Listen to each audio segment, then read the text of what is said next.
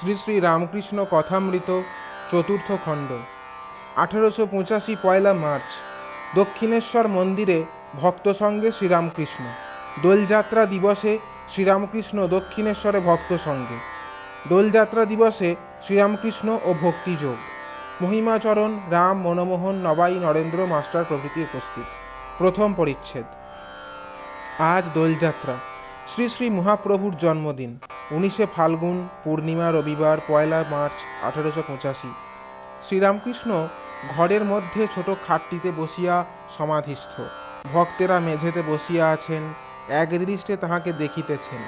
Mahimacharan, Ramdatta, Manmohan, Nabai Chaitanya master প্রভৃতি অনেকে বসিয়া আছেন। ভক্তেরা একদৃষ্টে দেখিতেছেন। সমাধি ভঙ্গ হইল। ভাবের পূর্ণ মাত্রা। ঠাকুর মহিমাচরণকে বলিতেছেন, বাবু, হরিভক্তির কথা। মহিমা বলিতেছেন, আরাধিত যদি হরিস্তপসা ততঃ কিম, নারাধিত যদি হরিস্তপসা ততঃ কিম, অন্তর বহির যদি হরিস্তপসা ততঃ কিম, নান্তর বহির যদি হরিস্তপসা ততঃ কিম।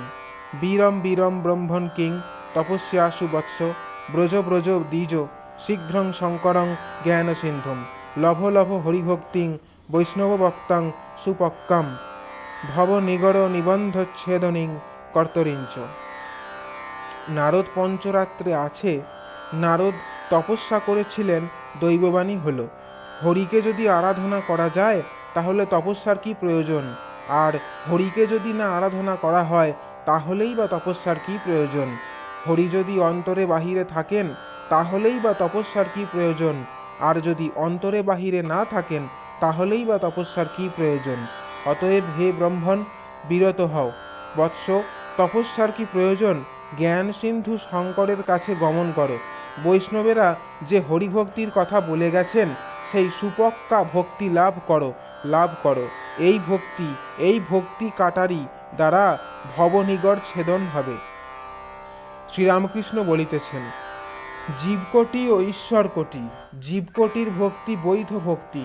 এত উপাচারে পূজা করতে হবে, এত জপ করতে হবে, এত পুরস্চরণ করতে হবে। এই বৈধ ভক্তির পর জ্ঞান, তারপর লয়, এই লয়ের পর আর ফেরে না। ঈশ্বরকোটির আলাদা কথা।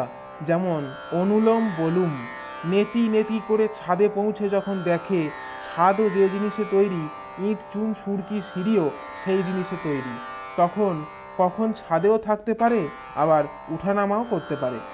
সুখদেব সমাধিস্থ ছিলেন নির্বিকল্প সমাধি, জড় সমাধি। ঠাকুর নারদকে পাঠিয়ে দিলেন, পরীক্ষিতকে ভাগবত শোনাতে হবে। নারদ দেখলেন জড়ের ন্যায় সুখদেব বাহ্যশূন্য বসে আছেন। তখন বীণার সঙ্গে হরির রূপ 4 শ্লোকে বর্ণনা করতে লাগলেন। প্রথম শ্লোক বলতে বলতে সুখদেবের রোমাঞ্চ হলো। ক্রমে অশ্রু অন্তরে হৃদয় মধ্যে চিন্ময় রূপ দর্শন করতে লাগলেন। জড় সমাধির পর আবার রূপ দর্শনও হলো। সুখদেব ঈশ্বর কোটি। হনুমান সাকার নিরাকার সাক্ষাৎকার করে রামমূর্তিতে নিষ্ঠা করে থাকলো। চিৎঘন আনন্দের মূর্তি সেই রামমূর্তি। প্রহ্লাদ কখনো দেখতেন সো অহম, আবার কখনো দাসভাবে থাকতেন। ভক্তি না নিলে কি নিয়ে থাকে, তাই সে সেব্য সেবক ভাব আশ্রয় করতে হয়। তুমি প্রভু, আমি দাস, হরিরস আস্বাদন করার জন্য। রস রসিকে ভাব। হে ঈশ্বর, তুমি রস, আমি রসিক।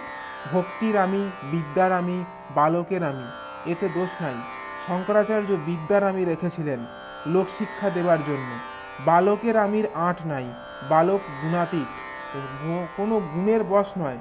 এই রাগ করলে আবার কোথাও কিছু নাই, এই খেলাঘর করলে আবার ভুলে গেল, এই খেলুড়েদের ভালোবাসছে, আবার কিছুদিন তাদের না দেখলে তো সব ভুলে গেল। বালক সত্য রজতম, কোনো গুণের বশ নয়। তুমি ঠাকুর, আমি ভক্ত, এটি ভক্তের ভাব। এই আমি, ভক্তির আমি। কেন ভক্তির আমি রাখে, তার মানে আছে। আমি তো যাবার নয়, তবে থাক শালা, দাস আমি ভক্তের আমি হয়ে। হাজার বিচার করো, আমি যায় না। আমি রূপ কুম্ভ, ব্রহ্ম যেন সমুদ্র, জলে জল।